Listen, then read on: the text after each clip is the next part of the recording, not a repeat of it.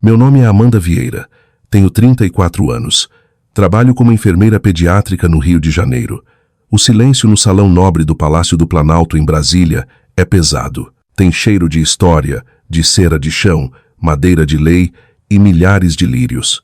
Os lustres acima de nós são tão brilhantes que fazem as medalhas nos uniformes da primeira fila cintilarem como estrelas. Estou sentada numa cadeira de veludo. Minhas mãos apertam minha bolsa de festa com tanta força que meus nós dos dedos estão brancos. No pódio, o presidente da República limpa a garganta. Por bravura conspícua e intrepidez com risco da própria vida, acima e além do dever, o presidente começa. Meu marido está a 3 metros de mim, Carlos. Ele está vestindo sua farda de gala azul marinho. Ele está parado como uma estátua, mas consigo ver o tremor na sua mão esquerda. A mão que segura a minha quando tenho um pesadelo. O presidente dá um passo à frente. Ele coloca a fita azul em volta do pescoço de Carlos. A pesada estrela dourada repousa contra o peito dele. A ordem do mérito. O aplauso começa como uma marola e vira um rugido. Todas as pessoas nesta sala estão de pé. Generais, senadores, heróis.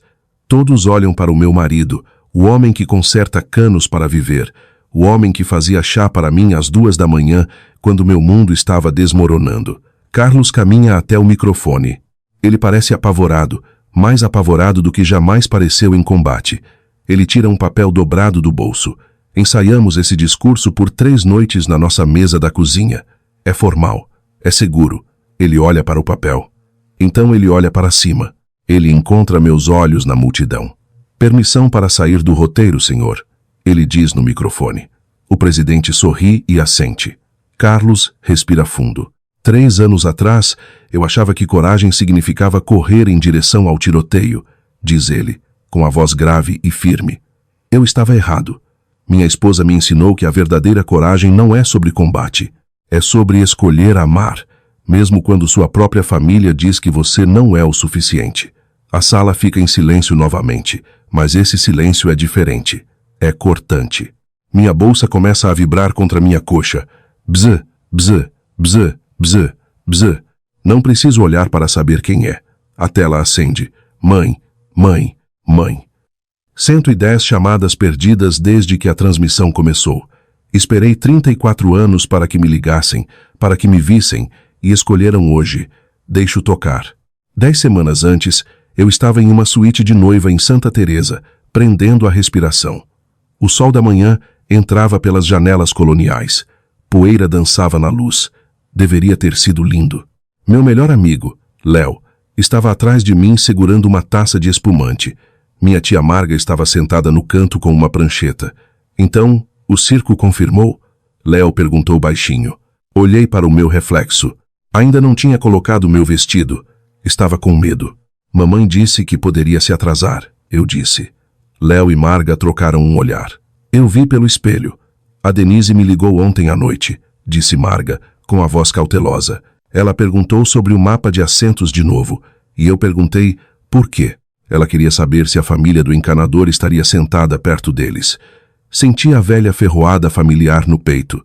Não surpresa, apenas a dor surda da decepção. Eu disse a ela que só há uma mesa da família, continuou Marga, e que todos são iguais nela. É por isso que ela está atrasada, suponho, murmurou Léo. Meu celular vibrou na penteadeira. Uma mensagem da minha irmã, Sabrina. OMG, não acredito que você vai mesmo fazer isso. KKK, mamãe está literalmente morrendo. Enfim, estou fazendo live dos preparativos da festa dela, então não posso chegar cedo. Divirta-se com seu encanador, gata. Emoji de caveira. Encarei a tela. 2 milhões de seguidores. É quantas pessoas acompanham a vida da minha irmã online. 2 milhões de pessoas acabaram de ver Pum lá rir do meu casamento. Ela acabou de rir do seu casamento? Perguntou Léo, lendo por cima do meu ombro. Coloquei o telefone virado para baixo. Forcei um sorriso. Parecia apertado no meu rosto. Vamos fazer isso, eu disse. Levantei-me e caminhei em direção ao vestido branco pendurado no canto. Era simples. Mamãe o chamara de sem graça, mas eu amava. Léo saiu para verificar o local da cerimônia. Marga deu um tapinha no lugar vazio no sofá ao lado dela. Vem cá, Amanda, disse ela. Sentei-me. A seda do meu roupão farfalhou. Marga cheirava a lavanda e papel antigo. Era o cheiro de segurança. Quero te mostrar uma coisa, disse ela. Ela abriu o celular. Entrou no Instagram. Era o story da Sabrina de 10 minutos atrás. Oi, gente. Então, esse é o local da festa de 30 anos de casados da mamãe e do papai. Sabrina cantarolava na tela. Dá para acreditar? 30 anos.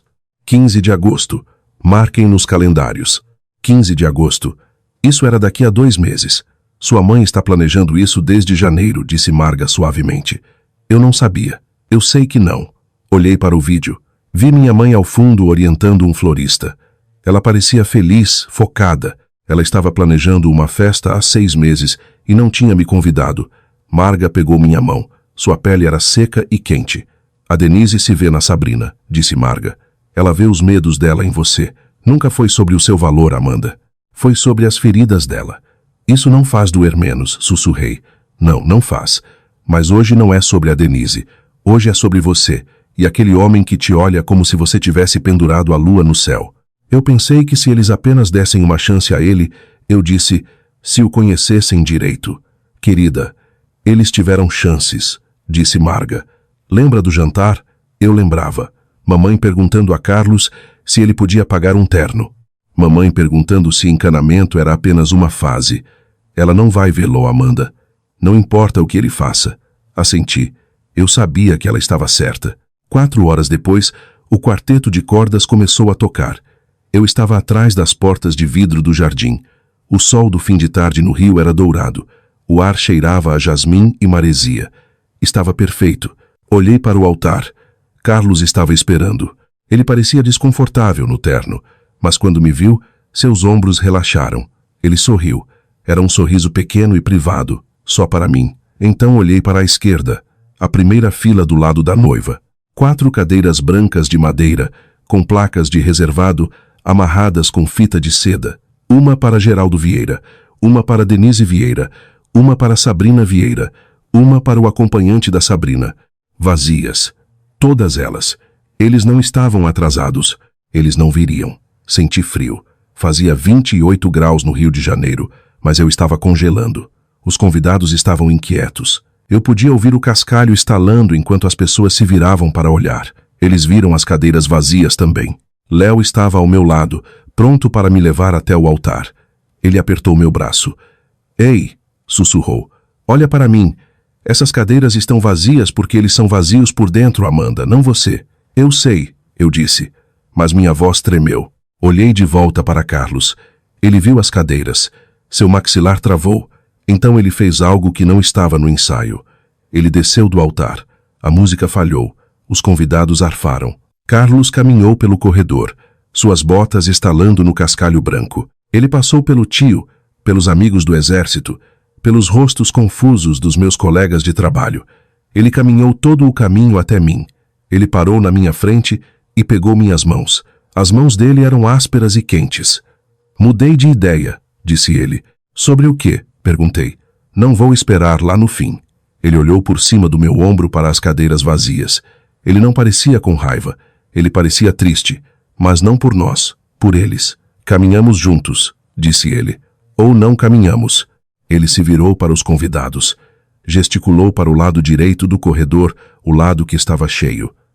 O tio dele, Jaime, estava enxugando os olhos. Seus amigos de farda estavam em posição de sentido. Marga estava radiante. Aquilo é família, amor, disse ele baixinho. Bem ali. Olhei para eles. Eu realmente olhei para eles. Vi amor. Vi pessoas que apareceram. Não olhe para as cadeiras vazias, sussurrou Carlos. Olhe para as que estão cheias. Respirei fundo. Apertei a mão dele. Ok, eu disse. Caminhamos até o altar juntos, lado a lado. Quando o oficial perguntou se eu aceitava aquele homem, eu disse, aceito alto o suficiente para os vizinhos ouvirem. Não chequei meu celular até a recepção acabar. 23 chamadas perdidas e uma notificação do Instagram. Sabrina estava transmitindo ao vivo os preparativos da festa. Minha mãe estava segurando uma amostra de tecido e rindo. Ela não parecia uma mulher que estava perdendo o casamento da filha. Ela parecia uma mulher que estava exatamente onde queria estar. Coloquei o celular no bolso. Olhei para o meu marido Ele estava rindo de algo que Léo disse. Pensei que tinha parado de ter esperanças. Pensei que as cadeiras vazias eram o fim de tudo. Eu não sabia que o verdadeiro teste estava apenas começando. 3 semanas após o casamento, as caixas de papelão ainda estavam empilhadas na sala da nossa casa alugada. Não era um palácio. Era um bangalô de 2 quartos em Jacarepaguá, com uma varanda levemente inclinada e um aquecedor que zumbia uma música constante. Mas era nosso. Eu estava em cima de um banquinho tentando encontrar o lugar certo para uma foto emoldurada do nosso dia. Era a foto em preto e branco de nós caminhando de volta pelo corredor, só Carlos e eu. As cadeiras vazias estavam borradas ao fundo, mas eu sabia que elas estavam lá. Um pouco para a esquerda, disse Carlos. Ele estava sentado no chão montando uma estante. Tinha uma chave de fenda numa mão e uma garrafa de cerveja perto do joelho. Ele parecia em casa, parecia permanente. Aqui? Perguntei, deslizando o quadro 1 centímetro. Perfeito. Desci. Olhei para a foto. Na imagem, parecíamos invencíveis. Na imagem, ninguém podia nos machucar. Mas, parada na minha sala, olhando para as paredes vazias, senti a dor novamente. Era como um membro fantasma. Eu continuava tentando alcançar uma família que tinha sido amputada. Carlos levantou-se e limpou a serragem do jeans. Ele veio por trás de mim e envolveu minha cintura com os braços. Apoiou o queixo no meu ombro. Você está fazendo de novo, sussurrou. Fazendo o quê? Olhando para o que falta, em vez do que está aí. Inclinei-me contra ele. Ele era sólido, quente. É só silêncio, eu disse. Geralmente a essa hora, mamãe estaria ligando para dizer o que fiz de errado com os cartões de agradecimento, ou Sabrina estaria me mandando links de chás para emagrecer. E você sente falta disso? Sinto falta de pertencer, Carlos. Mesmo que fosse um pertencimento ruim, é difícil explicar. Ele me virou. Seus olhos estavam escuros e sérios. Estamos construindo nosso próprio pertencimento, Amanda. Tijolo por tijolo. Ele me beijou. Tinha gosto de cerveja e promessa. Por um momento, acreditei nele. Realmente acreditei que ele era o suficiente, que nós éramos o suficiente. Então meu celular tocou no balcão da cozinha. O toque cortou o momento como uma faca. Era o toque específico que eu tinha atribuído a ela anos atrás. A marcha imperial. Olhei para Carlos, ele suspirou e me soltou. Caminhei até a cozinha. A tela piscava. Mãe. Respirei fundo. Atendi. Alô, mãe. Abigail. A voz dela era ríspida. Nada de oi. Nada de parabéns. Apenas negócios. Sua tia Marga me disse que você foi em frente com isso. Eu me casei, mãe. Sim. Com o encanador. Com o Carlos. Houve uma pausa. Eu podia ouvir o leve tilintar de gelo em um copo. Eram 5 da tarde, o que significava que ela estava no seu segundo gin tônica. Bem, disse ela. E eu pude ouvir o dar de ombros na voz dela. Suponho que o que está feito está feito. Seu pai e eu estávamos imaginando se, talvez, quando as coisas se acalmarem, poderíamos receber vocês dois para jantar. Apertei a borda do balcão. Era isso. O ramo de oliveira. O momento de reconciliação que eu tinha ensaiado na minha cabeça 1000 vezes. Isso seria legal, mãe, eu disse. Maravilhoso. Vou pedir para a Sabrina checar a agenda dela. Queremos todos lá. Todos. Isso significava que Sabrina seria a juíza. Sabrina decidiria se Carlos era digno de estar na mesma sala que os Vieira. Ai, querida, Denise acrescentou, sua voz caindo naquele tom açucarado que sempre sinalizava perigo. Não esqueça que nossa festa de aniversário é mês que vem, dia 15. Você pode trazê-lo se quiser. Trazê-lo, como se ele fosse um cachorro de rua que eu tinha adotado. Eu gostaria disso, mãe. Ótimo. Agora devo mencionar que é traje esporte fino completo. Certifique-se de que ele tenha um terno adequado, não roupas de trabalho. Teremos o fotógrafo da revista Caras lá, e eu não quero nenhum constrangimento. Fechei meus olhos. Aí estava. A condição. Venha, mas só se puder fingir ser o que queremos. Venha, mas esconda as arestas. Ele tem um terno, mãe. Vejo vocês na terça, então. 7 em ponto. Não se atrase. A linha ficou muda. Coloquei o telefone na mesa. Carlos estava encostado no batente da porta, me observando. Quão ruim foi? Perguntou ele. Ela nos convidou para jantar e para a festa de aniversário. Isso é bom, certo? Ela quer ter certeza de que você vai usar um terno adequado. O maxilar de Carlos travou. Um pequeno músculo saltou em sua bochecha. Eu tenho um terno, disse ele calmamente. Eu sei que tem. Então, qual é o problema? O problema é que não sei se quero ir mais. Mas isso era mentira. Nós dois sabíamos que eu iria. Eu sempre ia. Eu sempre aparecia esperando que dessa vez fosse diferente. Uma semana depois, cheguei em casa cedo de um turno duplo no hospital. Meus pés latejavam e eu cheirava a antisséptico. A caminhonete de Carlos já estava na garagem, o que era incomum. Ele geralmente trabalhava até o sol se pôr. Destranquei a porta da frente. Carlos estava sentado no sofá. Ainda estava com as roupas de trabalho. Suas botas estavam sujas de lama, mas ele não as tinha tirado. Ele encarava um envelope grosso, cor de creme, em suas mãos. A televisão estava desligada. A casa estava silenciosa. Carlos, eu disse, soltando minha bolsa. Ele pulou. Olhou para mim como se tivesse esquecido que eu morava lá. Dobrou a carta rapidamente e a enfiou no bolso. Ei, disse ele. A voz estava rouca. O que é isso? Nada. Só coisas velhas do exército. Nada urgente. Caminhei até ele. Sentei-me na mesa de centro para poder olhá-lo nos olhos. Ele parecia pálido sob o bronzeado. Seus olhos estavam distantes, do jeito que ficavam às vezes quando um carro dava um estouro ou um helicóptero voava muito baixo. Você está mentindo, eu disse suavemente. É complicado, amor. Ele se levantou abruptamente. Caminhou até o canto da sala onde guardava sua grande caixa de ferramentas vermelha de metal. Era a única coisa que ele se recusava a deixar na garagem. Dizia que gostava de ter suas ferramentas perto. Abriu a caixa de ferramentas. Colocou o envelope na bandeja superior. Fechou a tampa e travou os fechos. O clique metálico ecoou na sala silenciosa. Você guardou, eu disse. Você não jogou fora. Ele se virou para mim. Parecia cansado. É algo de muito tempo atrás, antes de nos conhecermos. Algo que eu não achava que importaria de novo. Importa agora? Ele olhou para a caixa de ferramentas, depois para mim. Eles querem me dar algo que eu não mereço. Franzi a testa. Olhei para aquele homem que trabalhava 60 horas por semana. Aquele homem que me segurou enquanto eu chorava pela minha família. Aquele homem que consertava tudo o que tocava. Não sei o que você fez, Carlos, mas sei quem você é. O que quer que queiram te dar, prometo que você merece mais. Ele me puxou para um abraço. Me segurou firme. Eu podia sentir o coração dele martelando contra meu peito, mais rápido que o normal. Amanhã, eu esqueceria a carta.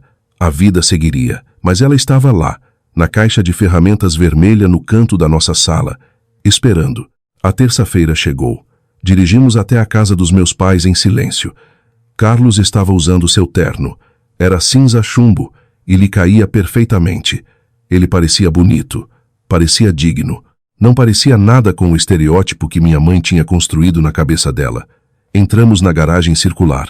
A casa pairava sobre nós. Uma mansão estilo colonial no jardim botânico, com colunas brancas e cercas vivas impecáveis. Era uma casa projetada para impressionar, não para confortar. Pronta? Perguntou Carlos desligando o motor. Nunca. Vamos. O jantar foi exatamente como eu temia. Sentamos na sala de jantar formal. O ar-condicionado estava no modo ártico. O único som era o raspar dos garfos de prata na porcelana. Meu pai, Geraldo, sentou-se na cabeceira. Ele estava checando e-mails no celular embaixo da mesa. Murmurou um olá quando entramos e não falou mais nada desde então. Minha irmã Sabrina sentou-se à minha frente. Estava rolando o feed do TikTok.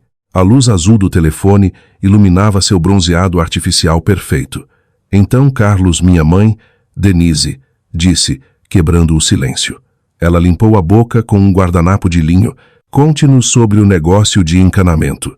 Vai bem, disse Carlos firmemente. É alta temporada. E há mobilidade social nesse campo?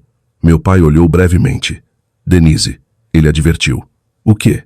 Estou apenas curiosa. É uma pergunta legítima. Simplesmente quero saber se ele planeja ficar embaixo de pias pelo resto da vida. Carlos baixou o garfo. Olhou minha mãe nos olhos. Tenho 10% da empresa, senhora. O testamento do meu tio me deixa outros 40% quando ele se aposentar. Temos 12 caminhões e cobrimos 3 municípios na Baixada e Zona Oeste. As sobrancelhas da minha mãe se ergueram. Vi ela fazendo a conta mental. Ela estava calculando o valor dele, não o caráter. Os ativos. Ah, então é um negócio de família. Sim, senhora. Sabrina de repente levantou os olhos do telefone. Soltou uma risada aguda. Ai, meu Deus, Amanda, você viu meu story sobre a festa de aniversário? Vamos ter esculturas de gelo. Ela virou a tela para mim. Um vídeo de um cisne feito de gelo. Mamãe mandou trazer de São Paulo, disse Sabrina. 50 convidados. Vai ser icônico. Minha mãe sorriu. Sabrina tem sido uma ajuda. E tanto com o planejamento, todas as melhores famílias do Rio estarão lá. Olhei além da minha mãe para a parede atrás dela. A parede da galeria estava coberta de fotos emolduradas. Dezenas delas. Havia Sabrina ganhando o concurso Pequena Miss Rio. Sabrina nos seus 15 anos. Sabrina se formando em moda. Sabrina recebendo um prêmio de influenciadora. E lá no canto inferior, parcialmente escondida por um vaso de hortênsias, estava uma foto minha. Minha formatura de enfermagem. Eu parecia cansada na foto. Meu cabelo estava torto. Lembrei da legenda que minha mãe postou no Facebook naquele dia. Nossa pequena abelha operária. Talvez ela encontre um bom médico no hospital. Vocês vêm, não vêm? Perguntou Denise, me trazendo de volta ao presente. Eu disse a todos que você estaria lá. Ela disse a todos. Porque uma filha casada parecia melhor para a marca do que uma afastada. Eu adoraria ir, mãe, eu disse. Minha voz soou pequena. Ótimo, porque o fotógrafo precisa da contagem de cabeças. E tente fazer algo com seu cabelo, Abigail. Parece tão sensato. Carlos estendeu a mão por baixo da mesa e pegou a minha. O aperto dele era forte, quase doloroso. Estaremos lá, disse ele. A voz dele era grave e plana. Mais tarde, no carro, o silêncio era pesado. Observei as luzes da rua passarem borradas. Desculpe por aquilo, eu disse. Pelo quê? A mobilidade social, o interrogatório, o comentário do cabelo. Já sobrevivi a interrogatórios piores. Amor, disse Carlos. Eu sei, mas fico pensando, se eu continuar aparecendo, se eu continuar tentando ser o que eles querem. Você acha que algum dia será o suficiente? Ele não olhou para mim, manteve os olhos na estrada. Eu não sei. Não respondi porque, olhando para a estrada escura à frente, finalmente me permiti pensar no pensamento que vinha afastando há 34 anos. Não, nunca seria o suficiente. Mas eu não estava pronta para parar de tentar. Ainda não. Eu tinha mais uma festa para sobreviver. Mais uma chance de provar que pertencia àquela casa. Olhei para o perfil de Carlos nas luzes do painel. Ele era firme. Ele era meu. E ele estava guardando um segredo numa caixa de ferramentas vermelha que estava prestes a mudar tudo. A luz azul do meu telefone era a única coisa iluminando o quarto. Eram 2 da manhã. Ao meu lado, Carlos dormia profundamente. Mas o sono parecia um país do qual eu tinha sido exilada. Eu estava fazendo a única coisa que sabia que não devia fazer. Estava rolando o feed, Instagram, o perfil da minha irmã. Sabrina tinha postado um story há 3 horas. Toquei no círculo. O vídeo encheu a tela. Era um vídeo de selfie na cozinha dos meus pais. Iluminação perfeita de ring light. Sabrina estava apoiando a cabeça no ombro da minha mãe. Denise estava radiante, planejando a festa com minha melhor amiga, também conhecida como mamãe, dizia a legenda da Sabrina em letras rosa. Preparativos dos 30 anos não são brincadeira. Metas de relacionamento, metas de mãe e filha. Senti um beliscão físico no peito. Melhor amiga. Minha mãe nunca tinha sido minha melhor amiga. Ela tinha sido minha gerente, minha crítica e minha juíza, mas nunca minha amiga. Olhei os comentários. Vocês parecem irmãs tão lindas. Meu dedo congelou. Alguém tinha perguntado, onde está a outra irmã? Toquei para ver as respostas. Sabrina tinha respondido, kkk. Ela está ocupada com um maridão encanador. Emoji de caveira. Emoji chorando de rir. O telefone tremeu na minha mão. Maridão encanador. 2 milhões de pessoas viram aquele comentário. Ela fez parecer uma piada, como se Carlos fosse a piada. E então vi o comentário abaixo do de Sabrina. Era de Denise. Minha menina doce. Mal posso esperar pela grande noite. Nada sobre mim, nada me defendendo. Cliquei no perfil da Denise. Rolei para trás 6 anos. Encontrei. Minha foto de formatura de enfermagem. Esquecida no canto. Nossa Abigail se formou hoje. Tão orgulhosa da nossa pequena abelha operária. Talvez ela encontre um bom médico no hospital. Piscadinha. Abelha operária. Era o que eu era para eles. O zangão, a que trabalhava. Sabrina era a rainha. Ela existia para ser admirada. Eu existia para ser útil. O colchão se mexeu. Carlos rolou, o braço pesado sobre minha cintura. Amor, ele murmurou. Você tá bem? Virei o telefone rapidamente. Sim, sussurrei, só pensando. Ele abriu os olhos. O que você está decidindo? Ainda não sei. Mas deitada lá no escuro, com o fantasma daquele emoji de caveira queimado nas minhas retinas, pensei que estava começando a saber. Uma semana depois, numa terça à tarde, eu estava de volta à Toca dos Leões. Denise tinha me ligado no hospital. Disse que precisava de ajuda com as lembrancinhas. Entrei na sala de estar e parei. Parecia que uma loja de presentes de luxo tinha explodido. Rolos de fita prateada, montanhas de papel de seda, chocolates importados. Minha mãe estava no sofá branco segurando uma prancheta. Sabrina estava espalhada na espreguiçadeira tirando foto de uma vela. Você está atrasada, disse Denise sem olhar. Eu tinha plantão, mãe. Caminhei e peguei uma sacola prateada. Então, o que estamos fazendo? Enchendo sacolas? Algo assim, disse Denise. Ela se levantou, me medindo, olhando meu uniforme com desgosto. Na verdade, queria falar sobre sua roupa para a festa. Esqueci de mencionar, o fotógrafo da revista vai estar lá. Estão fazendo uma matéria sobre famílias de sucesso do Rio. Não podemos ter você parecendo... Sem graça, sem graça. Sabrina interveio. Mamãe quer fotos profissionais. Amanda, não como as suas fotos de casamento. Senti um calor subir pelo pescoço. O que havia de errado com minhas fotos de casamento? Eram adoráveis, querida, disse Denise rapidamente. Muito. Rústicas. Mas isso é diferente.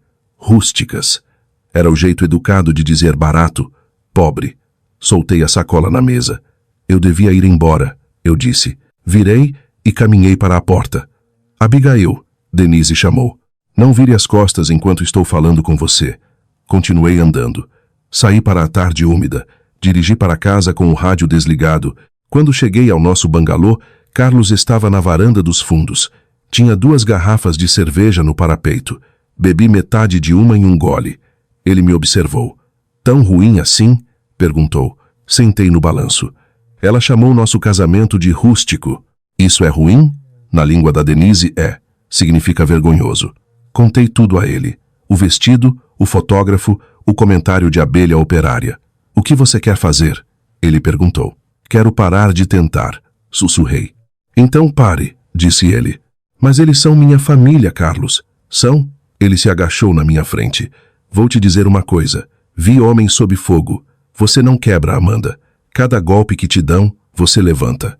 Você vai trabalhar e salva crianças doentes e volta para casa e me ama. Isso não é comum.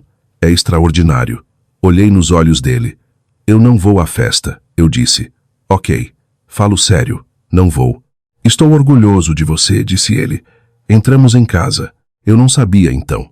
Mas na caixa de ferramentas vermelha, a carta estava esperando, e a data nela estava prestes a mudar tudo. Passaram-se 2 semanas. A umidade no rio assentou como um cobertor molhado, mas dentro do meu peito o ar parecia limpo. Eu parei de prender a respiração, mas havia uma brecha no silêncio. Carlos. Ele chegava mais tarde. Havia telefonemas sussurrados, e ele mudou a caixa de ferramentas de lugar. 3 dias depois, o céu se abriu. Tempestade de verão clássica. A luz piscou e acabou. Eu precisava de uma lanterna. Lembrei que Carlos guardava uma na caixa. Fui até o canto. Estava trancada. Carlos nunca trancava. Peguei as chaves dele na tigela. Tentei a quadrada de latão. Clique. Abri. O cheiro de graxa. A lanterna estava lá, mas embaixo dela, o envelope. Ministério da Defesa. Brasília. DF. Minha respiração falhou. Abri.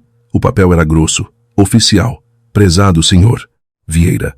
É uma honra informar que o senhor foi aprovado para receber a Ordem do Mérito da Defesa por suas ações em 4 de outubro de 2022 durante a missão de paz. Parei de ler. Ordem do Mérito.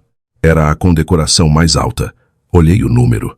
Sob fogo inimigo pesado, o sargento Vieira forneceu fogo de supressão por 45 minutos. Carregou pessoalmente 3 soldados feridos. Retornou para recuperar o corpo de um camarada caído. Suas ações resultaram na sobrevivência de 12 membros do serviço.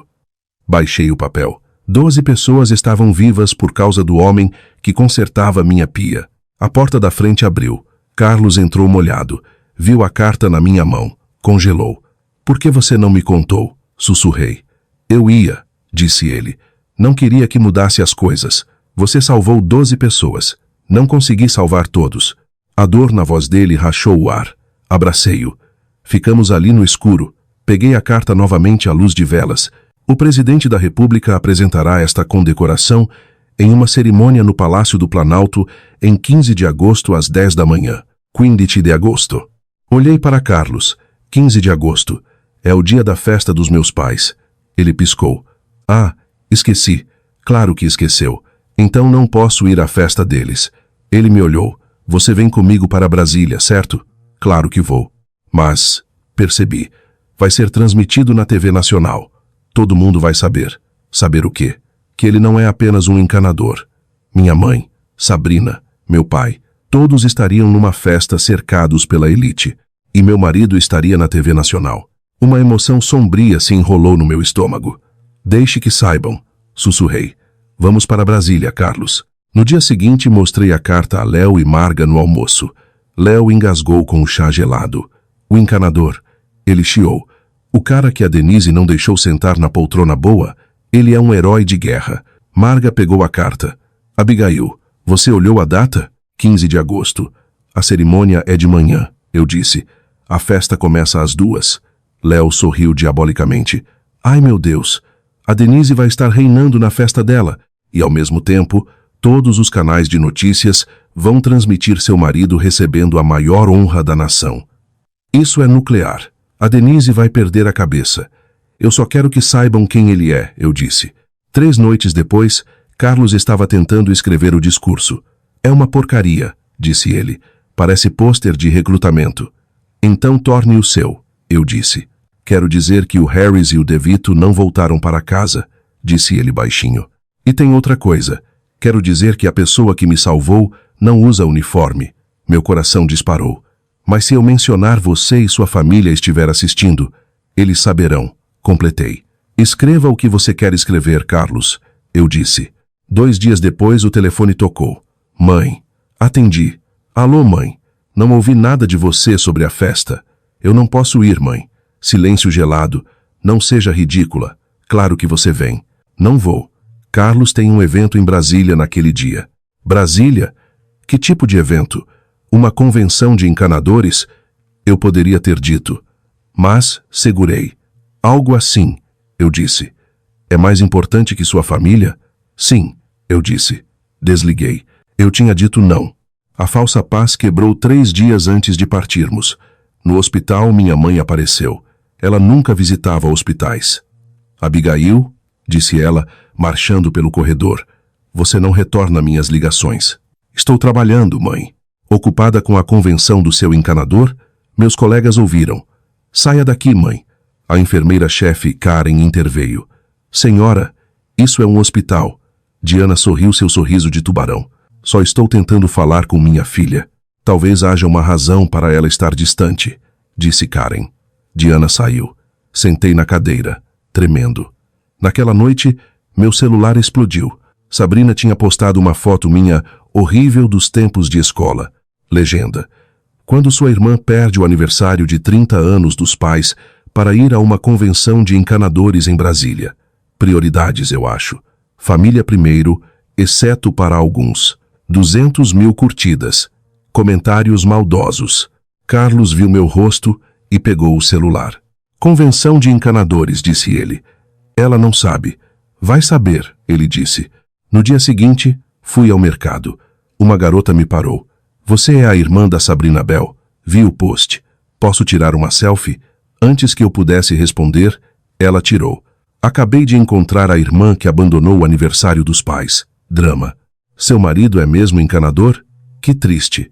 Algo quebrou em mim. Saí correndo. Tive um ataque de pânico no carro. Liguei para Carlos. Não consigo ir amanhã. Não consigo estar na TV Nacional. Ele veio me buscar. Quem sou eu quando ninguém está olhando? Perguntei na caminhonete. Em casa, olhei álbuns antigos. Vi o padrão. Eu sempre buscando minha mãe. Ela sempre olhando para longe, exceto numa foto. Eu com 10 anos, construindo um castelo de areia sozinha, sorrindo com orgulho. Aquela menina não precisava de aprovação. Fui para a varanda. Vou amanhã, eu disse a Carlos. Não para provar que eles estão errados. Vou porque estou orgulhosa de você. Vou por nós. Manhã em Brasília. O sol era mais limpo. Carlos vestiu a farda. Léo e Marga chegaram. Recebi uma mensagem da mamãe. Espero que a convenção do encanador valha a pena perder sua família. Virei o celular para baixo. No Palácio do Planalto, a sala cheirava a poder. O presidente falou. Chamou o nome do meu marido. Sargento Carlos Jaime Vieira. Carlos caminhou. Ouvi a citação. 45 minutos de fogo de supressão. 200 metros carregando homens. O presidente colocou a medalha. Aplausos. Carlos foi ao microfone. Aceito esta honra não por mim, mas pelo cabo Marcos e sargento De Vito. Pausa. 3 anos atrás, eu achava que coragem era enfrentar tiros, mas aprendi que há outro tipo. Minha esposa está nesta sala.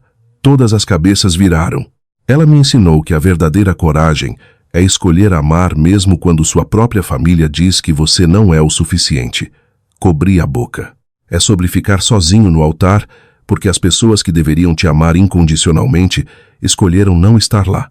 Abigail Vieira é a pessoa mais corajosa que conheço. O quarto explodiu em aplausos. O presidente aplaudiu. Carlos veio até mim e me abraçou. No hotel, horas depois, descobrimos o que aconteceu. Alguém gravou a live da Sabrina. No vídeo, a festa no Rio. Sabrina narrando. No fundo, a TV ligada no jornal. Carlos na tela. Mesmo quando sua própria família diz que você não é o suficiente. No vídeo, Sabrina vê. A cor drena do rosto dela. Mãe, ela sussurra. Minha mãe vira. Vê o encanador. Vê a medalha. Ouve as palavras. Os convidados da festa param. 50 pessoas da elite do Rio encarando a tela. A cara da minha mãe desmorona. Desliga isso. Ela grita. O vídeo corta.